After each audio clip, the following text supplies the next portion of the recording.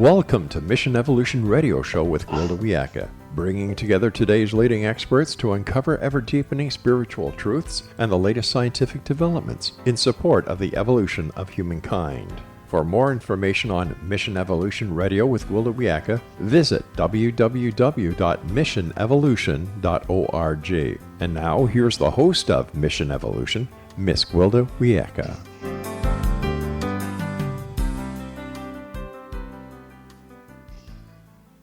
Welcome back to Mission Evolution, missionevolution.org, bringing you the latest evolutionary information, developments, and solutions during our challenging times. I am your host, Gwilda Wiyaka, and our very special guest for this 2-hour special is Dr. David Hanscom. We're discussing thriving and surviving COVID-19. David's website is backincontrol.com. David, I know that we touched in on it earlier, but it seems awfully important. Would you mind explaining what the polyvagal theory is?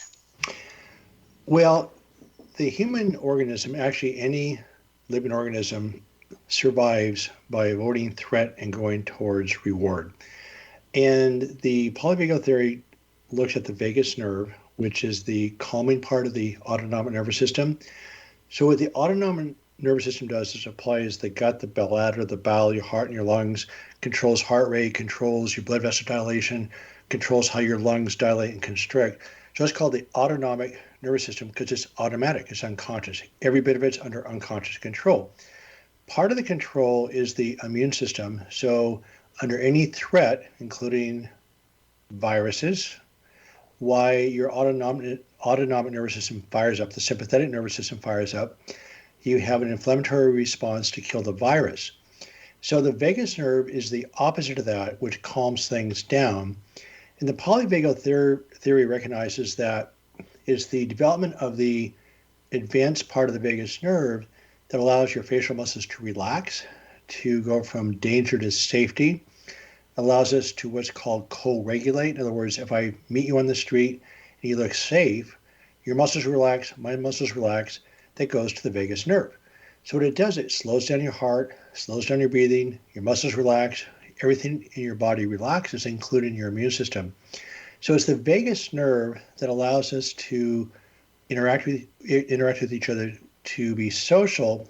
It's also connected to the facial muscles, to the neck muscles. So again, body language, facial expression, eye movements are all connected to the vagus nerve. That's interesting. So how does adrenaline play in here? Because I know sometimes people have what they call vasovagal syndrome, where when the adrenaline hits the system, the heart can actually shut down. So does it play in here somehow? Well, the adrenal or the adrenaline is a little bit of a different system. That comes from the kidneys, the adrenal gland. And so that's actually not coming from the vagus nerve. So the vagus nerve can stimulate the release of adrenaline. But when you go into fight or flight, the adrenaline takes a few minutes to come on board. So what we consider an adrenaline response is actually an autonomic nervous system response of inflammatory, what's called cytokines, which says danger. Your whole body goes into tension. There's actually not adrenaline initially. So once the adrenaline kicks in, then your heart rate goes up, breathing goes up, etc. But that's already happened because of the autonomic nervous system first. So we're already set up before we get going. Right, exactly, right. How can what we know about the polyvagal theory help us with COVID-19? Well, the key to life in general isn't stress, it's how you process the stress. And what you're doing with the vagus nerve is you're training your brain to regulate an unconscious response. In other words, the survival response is automatic, and there's ways of becoming aware that you're in this response. Then there's a bunch of techniques you can do to actually stimulate the vagus nerve to actually calm things down. So remember, the defensive threat response is the sympathetic nervous system. In other words, fast heart rate, adrenaline, etc. What you're trying to do is engage the vagus nerve to calm things down. So there's a lot of things you can do to actually calm down the sympathetic response through the vagus nerve. And those would be? So, for instance, let's take humming. Something as simple as humming. What it does, it causes a vibration in your larynx and your pharynx. Those are directly connected to the vagus nerve. So when you just hum, and all of a sudden the humming sort of relaxing, right? If you actively decide I'm going to hum to relax myself for 30 seconds or so, it actually engages the parasympathetic nervous system. So just for a second right here on the air, we can just take what's called slow breathing. We just take a deep inhale and let it out slowly, long exhale. It's simply called slow breathing. And what it does, that breathing of less than 10 breaths per minute actually stimulates the vagus nerve. Mindfulness. So what happens with mindfulness, so again, mental threats are as much of a problem as a virus, which is a physical threat. So with meditation, you're actually calming your mind, calming your body, and again, decreasing the sympathetic tone. So with mindfulness, for instance, you put your brain on a different sensation besides racing thoughts. Again, you're switching the sensory input, again, decreasing the sympathetic tone, increasing the parasympathetic tone, again, calms things down. A lot of people, I'm going to talk about chronic pain for a second, is that we know that social isolation is deadly. We are a tribal species. We need social isolation. We need social connection. We crave it. And 53% of Americans are socially isolated. And so what happens is Dr. Porges, who authored the Polyvagal Theory, put it out really clearly, it's the vagus nerve, the autonomic nervous system, that allows us to co-regulate. So then we need other people's input in a safe environment to actually regulate your autonomic nervous system. When you're socially isolated, you become dysregulated. And that's why with the mask and isolation that we're into right now with the COVID epidemic, is that we can't see each other's facial expressions. We try Zoom, which works a little bit better than the telephone, by the way. But what happens is you lose that process to co-regulate. And what happens when you're in the sympathetic response, the blood supply to the frontal lobe of your brain drops down and you're not thinking. It's all this unconscious survival response, which is dangerous because remember, the survival is about you, not people around you. So domestic violence goes up. I mean, why should there be domestic violence ever, right? These are people you love, you care about, they support you, you support them. All of a sudden, you do really crazy things to them. 28% of men and 32% of women experience physical domestic violence in their lifetime. That is horrible. It's horrific. It really is. And it's so you're tying it into this going back into the back brain, coming from a violent reactionary place rather than one of logic, love, spirituality, which you find in the front brain. Now, when you engage the vagal nerve, can you turn that around? Question number one. And question number two is, you mentioned body language. Can you work that in reverse? Can you assume a lowered shoulders and a relaxed face and have it then affect the vagal nerve? Absolutely. So again, dropping the shoulders, letting your facial muscles relax, stimulates yourself to actually calm down. It stimulates the people around you to calm down. And one of the things that we really encourage people to do, in families in particular, is actually take responsibility for your own behavior. Because again, when you're triggered, anxious or frustrated, the frontal lobe of your brain loses its blood supply. It's all survival response. It's all sympathetic tone. So the vagus nerve is offline. The blood supply to the frontal lobe of your brain is simply not working. So by re-engaging the parasympathetic nervous system, you actually change the blood flow and actually can start thinking again. So then you use these somatic tools to actually re-engage the sympathetic nervous system. So deep breathing, slow breathing, mindfulness meditation, they're not psychological. You're just dropping down the body's inflammatory response. So that inflammatory, as we mentioned earlier, the inflammatory response is not just physical inflammation, but also emotional inflammation? Anxiety, depression, schizophrenia are all inflammatory disorders. Wow. What a whole different way of looking at things. Right. Now, you mentioned that 53% of the American people are isolated. Why? Well, I think the why is a huge question, but what's fascinating and disturbing is that the most isolated group is actually the people below 25. So you can be amongst people, but still be isolated with your TV, your room, whatever. So I'm not sure. I think it's a whole different discussion about why people are socially isolated. So you can be socially isolated within your own family. My personal theory is that when people are anxious and frustrated, it's about survival.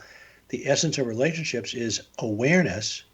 You have to be aware of who the other person is, what their needs are for a relationship. So awareness and vulnerability are the essence of relationships. When you're anxious and frustrated, you're in a protective survival mode, and awareness disappears and relationships shrivel.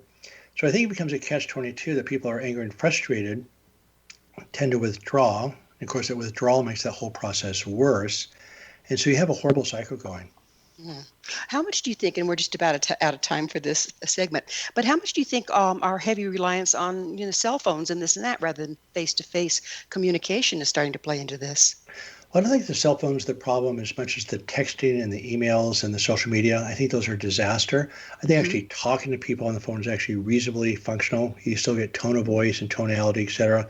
But anytime you start communicating through texting, social media, the different type, and I don't do social media, so I don't know too much about it. But the bottom line is it's a disaster. I mean, this time spent on Facebook and Instagram, et cetera, is a disaster. And that's just going up and up and up and up, isn't it? Right. It's real danger to our younger children if that's their only regulatory source, if you will, because it's pretty crazy out there, what is posted on Facebook and what we're getting there. Well, remember, when you're on a screen, you cannot co-regulate. You can only be excited. You're not going to be calmed down by your screen. You have no body language or tone of voice to help calm yourself down.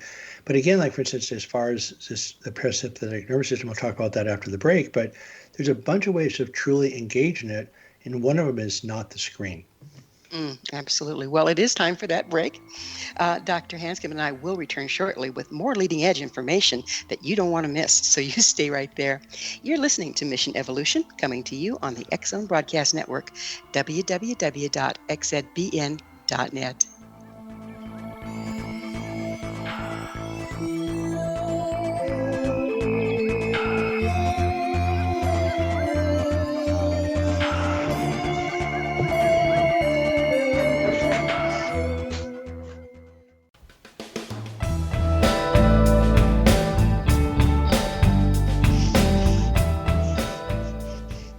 Hello again. This is Mission Evolution, missionevolution.org. To all our faithful and thoughtful listeners, we really value your opinion and would love to hear from you. What do you think about taking personal action to manage COVID-19? Email info@missionevolution.org with any comments or questions, and we'll address them on the very next show. With us this hour discussing alternative approaches to coronavirus is Dr. David Hanscom. His website, where you have lots of information about this, is backincontrol.com. David, we were talking about co-regulation, and we've mentioned it several times, but would you mind going into exactly what is that? So I want to go back into the COVID crisis. So we have a sympathetic nervous system that's too active, and we're trying to engage the vagus nerve to calm things down. So there's a bunch of ways of engaging the vagus nerve, and one of them is socialization. In fact, that's one of the most key ones in a sense of safety. So if you're with people that are dangerous, it's the opposite effect. You're fired up. The way humans evolved is that if you look at reptiles, they don't have a smile, right? They just respond. So what happened is that a different part of the vagus nerve developed, again, connected to the neck muscles and facial muscles and eye movements. So from a survival evolutionary process, that if you didn't really truly recognize somebody else was dangerous, you just didn't survive. So the vagus nerve evolved in a way to allow you to see who's safe versus not safe. If you misread the cues, guess what? You didn't survive. So over millions of years, actually hundreds of thousands of years for humans, why you were programmed to look at other people's facial expressions and read it. And most people read it correctly most of the time. So we call co-regulation, if you're not in the same room, in your really bad mood, guess what? That actually gets transmitted to my vagus nerve, and I'm on high alert. In other words, what's she going to say next? What are you going to do? Or say I walk into my boss's office, and she seems to be in a great mood, and I'm going to relax. If her face is wrinkled up and crinkled, and I think something might be wrong, guess what? My threat system or my sympathetic nervous system fires up. So co-regulation means that you read the other person's mood and facial expressions and body language, and you respond in kind. That's how socialization occurs. So it would occur to me that a learned skill that would be very useful is to not take other people's responses towards us personally, like what you think about me is none of my business, unless they're going to be a physical threat. Is that going to help here? Well, that's a little different. In other words, that's called cognitive distortion. So again, mental threat and physical threats are processed the same way. So if I physically see you you're in a bad mood, that's actually a physical threat. So the thoughts that torture you is that my boss doesn't like me, or I'm not doing a good job, or whatever. I mean, it's these racing, ruminating thoughts that are a Taking it mental and threat. running. Mm-hmm. Right. So that's the part actually that what I call the curse of consciousness is that we can't escape our thoughts. You can either suppress them, experience them, or mask them, but you can't escape your thoughts. So what happens is these racing thoughts create a constant state of threat. So that's why anxiety, psychosis, schizophrenia are all inflammatory disorders, because you can't escape these racing thoughts. So that's what cognitive behavioral therapy does. It recognizes the thought distortions, labeling, should thinking, perfectionism, and you change and reframe the thinking. So you've changed the sensory input, so then your chemical response is less. Then you have to have access to the front brain to do that, don't you? Right. So it's a catch-22. But again, what happens is what this expressive writing does, you simply write down these racing thoughts and you tear them up. So you can't control your thoughts, but you can separate from them. And so that's what that simple exercise does. It's called expressive writing. Simply write down any thoughts, positive or negative, and tear them up, not to get rid of them, because these are permanent embedded circuits, but to separate, write with freedom, but to not analyze them because they're just thoughts. If you want to analyze these negative thoughts, you're actually reinforcing them based on neuroplasticity. Well, now you were one of the things that we keep coming back to is that what kills us with COVID is not COVID itself, but rather an over-the-top inflammatory response. Right. What sets a person up to enter into it before they're even, what all are the things that set us up to have an over-the-top inflammatory response rather than the appropriate one? Well, first of all, we're not 100% sure that the response is over the top. In other words, almost every person that's died, and I'm sure there's data on this, but I can't find it yet, where essentially everybody that's died from COVID has risk factors for dying. And every one of those risk factors has elevated cytokines to start. And so what we think is that you start with the high-level cytokines, and then you have the normal response of inflammation to get rid of the virus. Remember, the virus doesn't kill you, it's the inflammatory response that kills you. Mm-hmm. So you have a normal response to the virus, you have the normal elevation of the cytokines. If it crosses that critical threshold, people die. So the key issue is we know what the risk factors are, then the answer is lower the risk factors, lower the inflammatory markers. So how can a person tell if they're suffering from an appropriate inflammatory response? So say, for instance, you're already behind the power curve. Are there some symptoms that we can start to key into to go, whoa, I need to make some adjustments here? So I think it's a little bit empirical here. I think the two things that you can gauge is one of them is anxiety. And again, anxiety is a result of a threat, not the cause of a threat. So there's a whole process that I outline on my website, backincontrol.com, that allows you to separate from the threat and then process it to actually lower the inflammatory response. So remember, anxiety is just that elevated inflammatory response.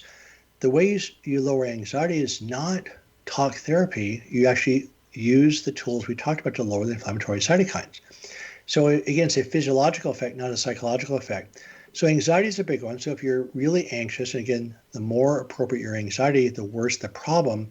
So paradoxically, the more you worry about the COVID virus, which is a legitimate worry, the higher the chance you're actually going to have a problem with it. So there's ways of separating yourself from the reaction and redirecting that actually help you lower that curve. Second thing, anger. Anger and anxiety are the same thing. The antidote to anxiety is control.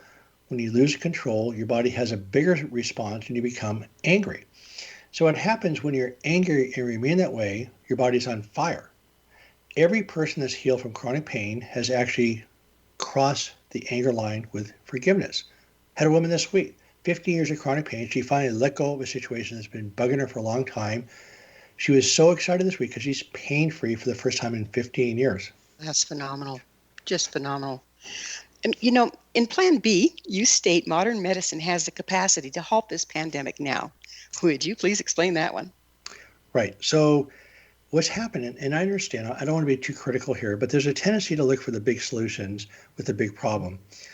The reality is you have to cover the basics first. So, I mean, one of the metaphors I've tried to use, which makes some sense, I think, is just driving your car. Is that before you drive your car, you want to make sure the spark plugs are in place, the carburetor is working, there's fuel in the tank. So there's a bunch of things you can do to prepare your car to actually function. So there's some basic things that need to be covered for everybody. So as far as vitamins are critical for a reason, is they help the body function, they help fight infection, etc. So there's vitamin B, vitamin C is anti-inflammatory, Vitamin D helps kill the virus. Vitamin K is important for clotting, positive or negative. And so there's a basic set of vitamins that have to be covered.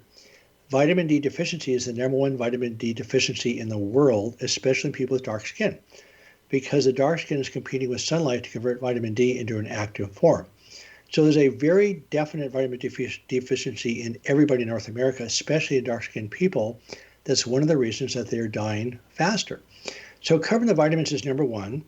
Then there's these metals. There's zinc and magnesium.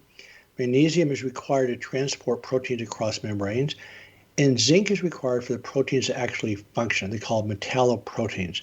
Just like you have iron in blood, you have zinc in proteins. So covering those bases is really critical. And what I'm not seeing in the research is that they're going after big vaccines and viral agents, but does a person have vitamin D? How right? simple is that, right? Right. Yeah. Mm-hmm. Mm-hmm. And there's actually some papers that show if you have vitamin D, the mortality rate goes way down. Just that one intervention. Phenomenal. And it's such a cheap vitamin, too. Right. Just amazing. But one thing that we haven't touched on, and I don't know if it's relevant or not, but I kind of get a sneaking it might be, and that's self-love and self-acceptance. What part does that play in here? That's the anger part. Ah. Right? Because when you're, first of all of us are basically, I think, almost to the person of not quite being good enough. In other words, we don't meet our parents' expectations. We don't meet society's expectations. And I think most of us have this critical voice in our head that's saying, not good enough, not good enough, not good enough. Well, guess what? That's a threat. Then what I did personally is why I ended up personally in 15 years of chronic pain is I repressed that. I was incredibly good at repressing that negative voice. So repressed emotions is actually the opposite of self-love. The problem with self-love is that you have to allow yourself to feel. You have to allow yourself to feel vulnerable. And as Dr. Porges just pointed out, that anger actually protects you. Why would I say that? Well, it's one of our basic fight or flight things. That is a protection, yes. Well, but you feel powerful. In other words, okay. Remember, it's safety versus threat. So when you're angry, you feel safe. Now, you may not be safe, but you feel safe. So he states when he gives his talk and uses some of his vagal stimulation techniques, he has a trained therapist do it because a certain percent of people, as they relax, are not ready to feel vulnerable. They decompensate. So so the number one block to actually solving chronic pain is actually anger. Interesting. And so we feel unsafe if we let go of the false power we feel from being angry. Or actually true power. There's another research paper shows that if you're angry and you actually exert your power and win, your inflammatory markers go down, and there's dopamine and there's testosterone. So there's actually a physiological reward for being angry and actually winning. Now, if you're angry and trapped, you're losing, your inflammatory markers go through the roof. I can imagine. Well, we are going to have to take another commercial break. Dr. Hanscom and I will return to our discussion shortly, so you stay right there.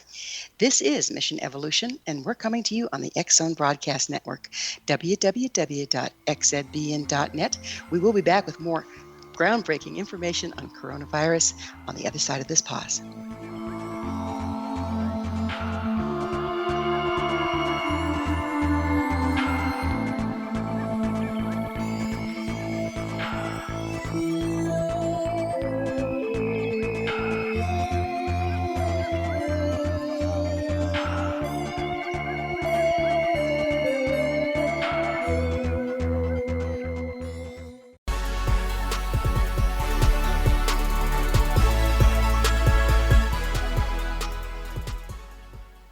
Welcome back. This is Mission Evolution. For your convenience, we have put Dr. Hanscom's Plan A, Thrive and Survive COVID-19, and Plan B up on the front page of our website. You can download it for free there with his compliments at www.missionevolution.org. Our guest this hour is the one and only Dr. David Hanscom, and we're speaking about what you can do right now to support your immune system against COVID-19. His website is backandcontrol.com, where he also offers Plan A and Plan B for download, along with other very valuable information, so you won't want to miss that. Dr. Hanscom, you mentioned having formed a work group of professionals that have, in the past have had success in treating chronic pain. How did you guys make that magic leap from chronic pain to COVID-19? Well, what happened, I quit my practice in surgery, spine surgery, in December 2018, actually to pursue the chronic pain work full time. Turns out that chronic pain is solvable by using a multi-pronged, self-directed approach. In other words, everything works a little bit in chronic pain, but nothing works in isolation. So as we put this work group together to deepen our knowledge of how to treat chronic pain, we started looking at the inflammatory process, and we ran across Dr. Porges of the Polyvagal Theory. And what the pain group all of a sudden started to look at is the entire chronic pain process through the lens of the polyvagal theory. So somehow none of us comprehended about these cytokines that when you're under threat, not only does your nerve conduction increase and you feel the pain more, your entire body's on threat. So it turned out the basis for all chronic disease, in other words, sustained threat, is the inflammatory process. And it could be metabolic, it could be inflammatory. But Parkinson's, Alzheimer's, cardiovascular disease, peripheral vascular disease, diabetes, those are all chronic inflammation. And it makes sense because people in chronic stress die early. And Is why? cancer inflammatory response as well? We believe, yes. Autoimmune Amazing. disorders, of course. So yeah, under constant threat, your body breaks down. Just amazing. So you keep mentioning cytokines, and I know you touched into them last hour, but would you mind telling us just a little bit more about them, what they are? Because I don't think many of us are real familiar with them. So I just want to reverse the idea of threat, whether it's a mental threat or physical threat, it's the same thing, virus, bacteria, lion, tiger, or bear. So what happens, your body is under threat. Your autonomic nervous system says danger. It stimulates the release of what's called cytokines. The cytokines are very short proteins, about 120 molecules long, that communicate between cells. The original cytokines were called interleukins, in other words, between white blood cells. And so what it did, each white cell tell the next white cell what to do. So in the brain, there's cytokines formed that are inflammatory, that actually inflame the brain. Those are secreted by these connective tissues in the cell called glial cells. Every cell in the body has cytokine receptors and the capacity to form cytokines. So it's how the body talks to itself. So what happens under threat, i.e. cytokine viruses, the body says danger. The inflammatory cytokines kick into gear. So does the cortisol, so does the adrenaline. You go into this fight-flight mode. And then your inflammatory process kicks in to kick out the virus. Remember, the virus is not the problem, it's the inflammatory response. So the immune system kicks out the virus, which succeeds most of the time. But when it starts losing the battle, in other words, what the inflammatory response does, actually cleans out the virus and discards it. But when the immune system gets overwhelmed, the inflammatory process keeps going and going and going. If it's not turned off at the right time, people actually die of the inflammation because the inflammation is liquid. In other words, we have a boil, that's inflammation. So that liquid gets into your lungs and you can't breathe. That's what kills people, is you literally drown in your own inflammatory liquids. Without a single virus involved at that point. Right. Most of the time, that's a different question, but most of the time people actually die of the COVID pneumonia, the virus is gone. Yes, that's what I was wondering. So is this a cytokine storm that you're talking about when it goes into that cycle and doesn't come out? That's what they're calling a cytokine storm. Again, we're not sure it's a storm or the usual cytokine response. Again, that's why we try to get people with risk factors to lower their cytokines first before they get sick, so the chance of going over that critical threshold drops down. And that takes us back to all the exercises that you've brought up, as well as an anti-inflammatory diet. Right. So let me just list the risk factors for dying. One of them is being dark-skinned, an inflammatory diet, eating junk food, obesity, adult onset diabetes, cardiovascular disease. All of those are inflammatory. So let's say you're overweight and diabetic. Okay, it is what it is. But what you can do right this second, you don't have to lose 50 or 100 pounds. You can simply go to an anti-inflammatory diet, which is lots of ways of doing this, not hard to do. So even without losing the weight, you can have a dramatic decrease in your inflammatory markers. So those are symptoms, but they aren't necessarily the cause. Well, again, those risk factors that cause people to die have elevated cytokines. So again, when you have the normal cytokine rise, so let's say I have elevated cytokines because I'm stressed out and I'm tense. So my inflammatory markers are up and you're relaxed. So we have the same rise in cytokines. I may cross the threshold where you probably will not. Mm-hmm. So how can we tell if the body's natural defenses are losing the battle, you mentioned? Well, I mean, that's what happens that's after you get admitted to the hospital is that I think I know, I think I told you I had COVID. Did I tell you that? Yes, yes, you did. We had you on right afterwards, actually. Right. Very helpful interview. Yeah. Okay, so use me as an example. I had lots of muscle aches and fever, and I was very fatigued, no cough, and so I really was not even close to respiratory symptoms. So you're losing the battles when your oxygenation goes down. In other words, the saturation of your blood with oxygen should be 94% or higher. If it drops below 94%, you can actually have involvement of your lungs without having any lung symptoms at all. And So you if could you get a very inexpensive little thing at the drugstore to measure your oxygen off your finger, right? Right. So if you're out and about exposed to people with COVID, checking your pulse oximeter. It's one of our recommendations, by the way, is just once or twice a day, just check your oxygen saturation with this little home monitor because, again, you may actually have lung involvement without being sick at all. It's very bizarre. Nobody actually knows why that's happening, but the only way you can actually monitor that is with this little pulse oximeter.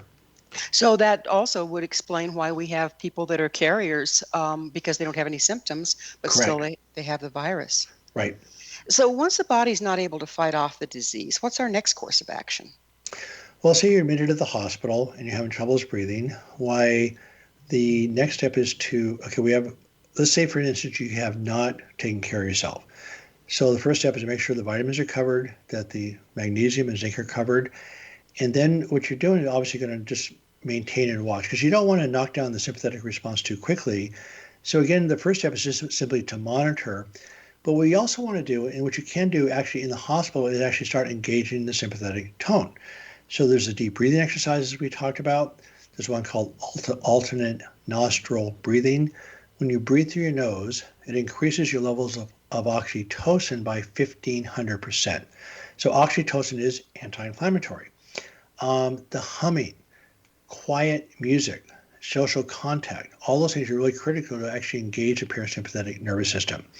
So unfortunately, what we're doing, we're throwing people in the ER, isolating them, scaring the heck out of them. So instead of having a sense of safety, you have a sense of threat, which actually cranks it way up. So we feel very strongly right from the beginning, there should be reassurance that family members under proper protection should be right in the room with the people, holding hands, etc.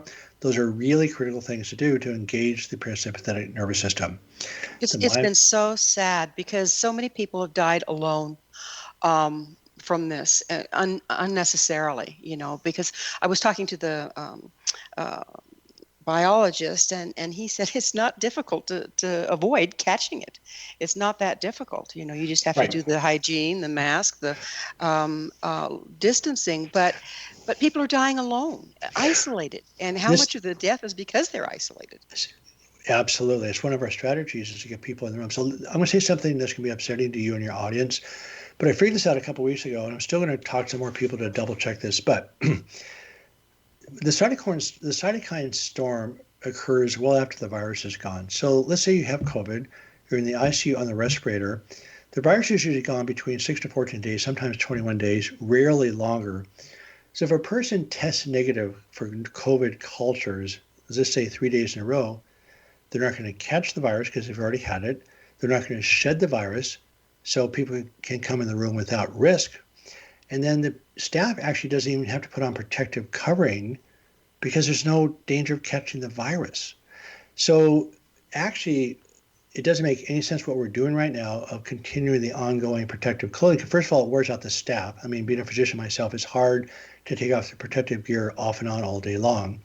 So if a person is past shedding the virus, even when they're on the respirator, they don't need to be in isolation for any reason.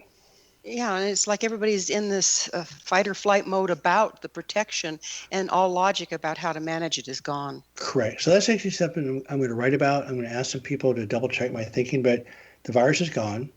And what's really disturbing about this is that the social contact is actually important to calm down the sympathetic response. So it's not only hard for the staff, it's actually negative for the treatment outcome. There's a pretty highly read story on Apple News a few weeks ago where a 12-year-old girl had COVID. She had multiple system organ failure. She essentially had arrested twice. Mm. Her mother was a radiologist that was able to stay in the room and hold her hand, and this girl survived. And when you look at the process, the only thing you can sort of figure out that saved her life was probably her mother holding her hand. Otherwise, she should have died. Yeah, I can totally understand that. I mean, we so underestimate the power of love and physical support. Right. Yeah, just amazing. Just amazing. So we're about time to go into another commercial break. When we get back, I would really like to go in more to your plan B and, what steps we can take and what are the myths about, masks and the necessity of them and the isolation and the necessity of it. It's a lot of a real mixed bag out there. So are you game to go into that? I am. You're wonderful. It is time for that commercial break, though. So Dr. Hanscom and I will be back shortly to continue discussing tools everyone can use to support us through the pandemic. Don't go away. This is Mission Evolution on the X-Zone Broadcast Network, www.xzbn.net.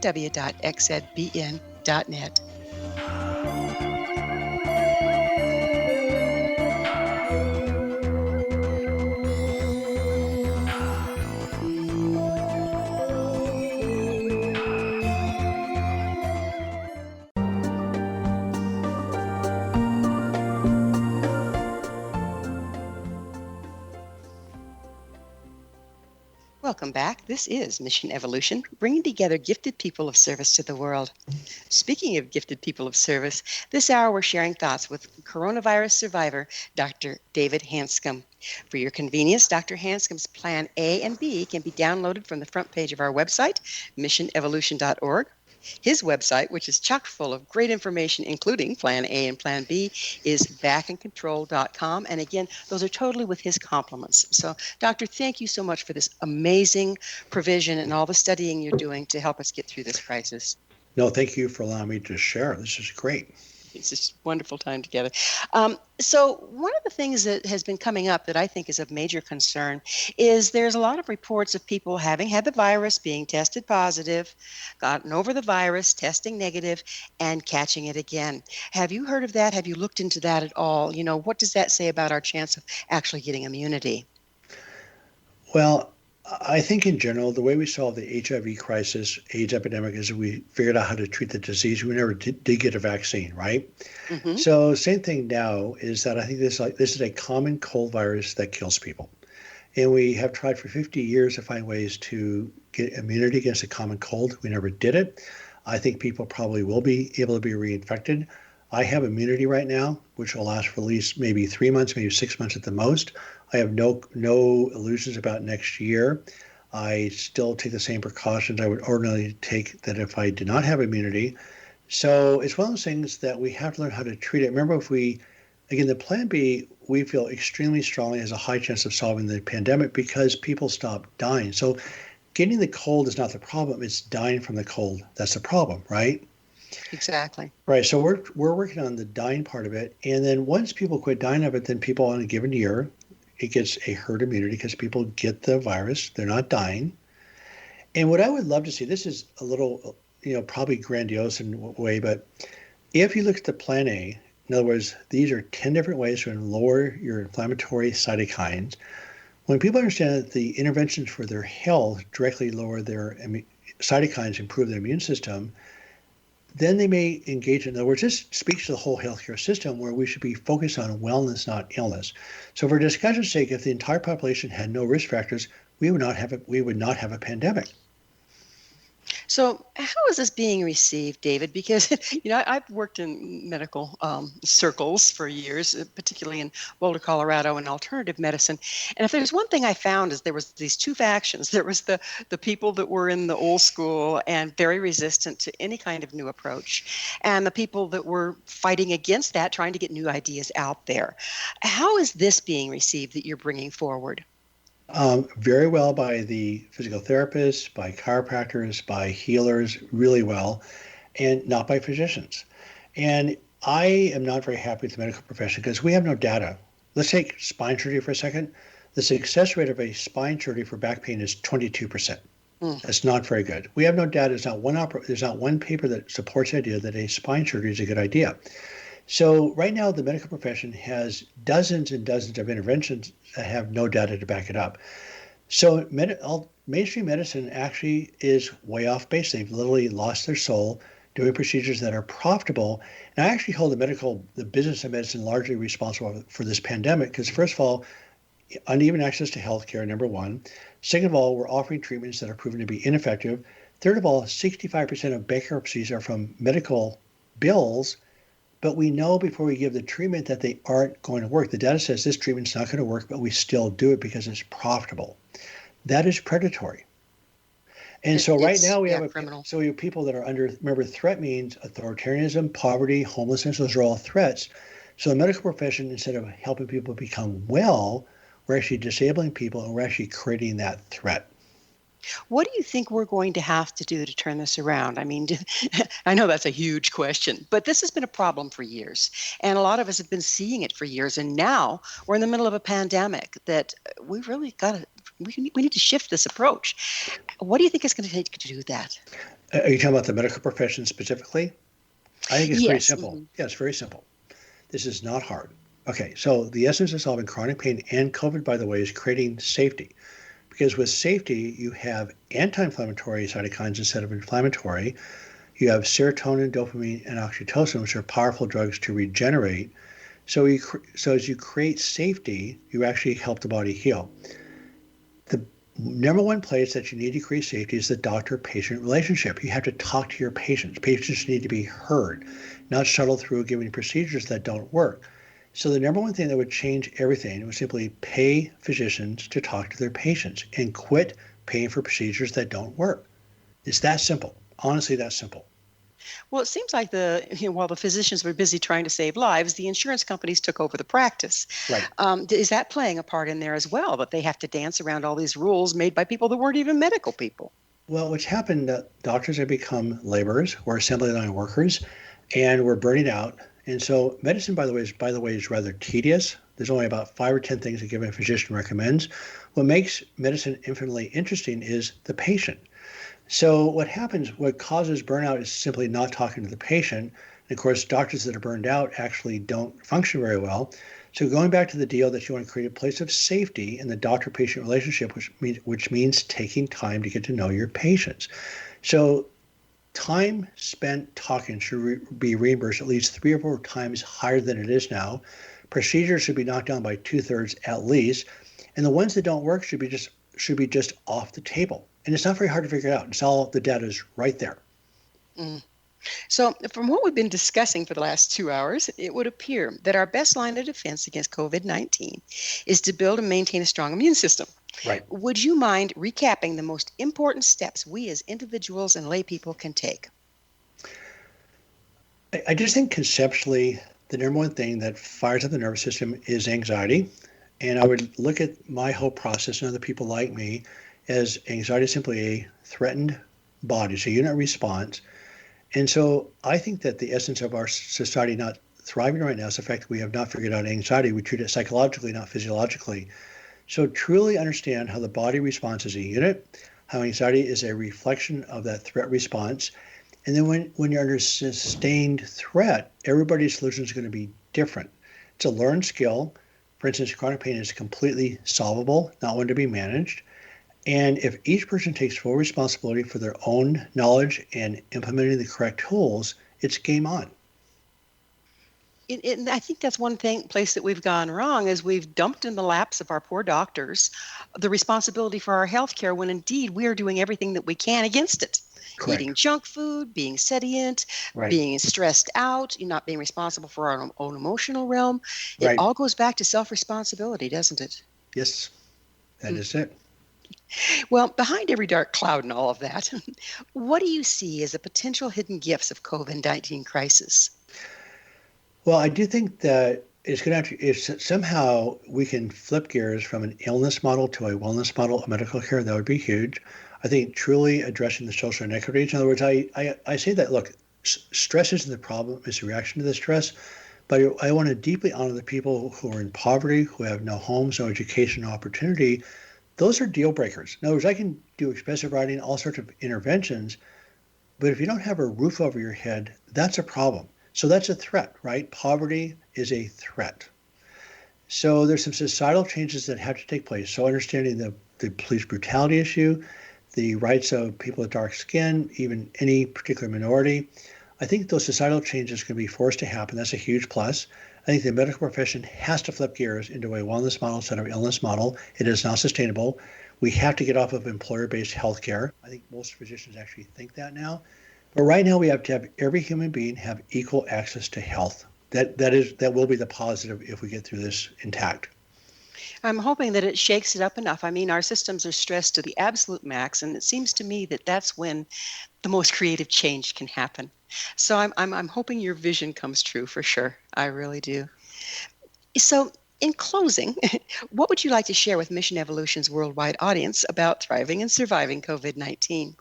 Well, I think that's the message right there, is thriving and surviving. We tend to think of survival first and then trying to thrive. The data shows that if you learn how to thrive, in other words, you live a happy life, fulfilled life, learn how to process stress, lower your inflammatory markers, people live longer.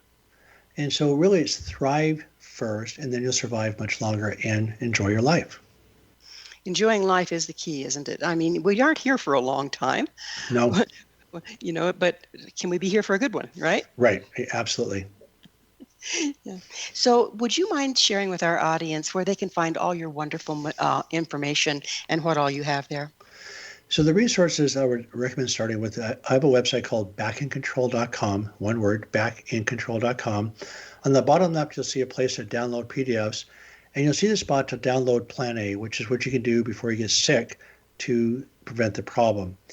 Then there's a book I wrote called Back in Control, a surgeon's roadmap about chronic pain, that gives you the background of how to implement the tools. But on the website, there's 4 stages that you can wander through the rest of your life off and on. But there's distinct steps and tools you can learn to actually lower inflammatory markers. So by reading the book, it's not going to change anything, but learning the tools and actually implementing them makes a huge difference. Huge difference. Well, we Right. are out of time. Dr. Hanscom, thank you so much for everything you're doing and for taking time to be on the show. Thank you. Our guest this hour has been orthopedic surgeon Dr. David Hanscom. He's the author of Do You Really Need Spine Surgery? And Back in Control, a surgeon's roadmap out of chronic pain.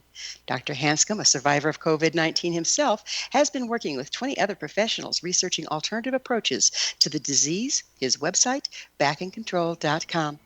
Remember, our entire information-packed past episode collection is available for listener download free of charge.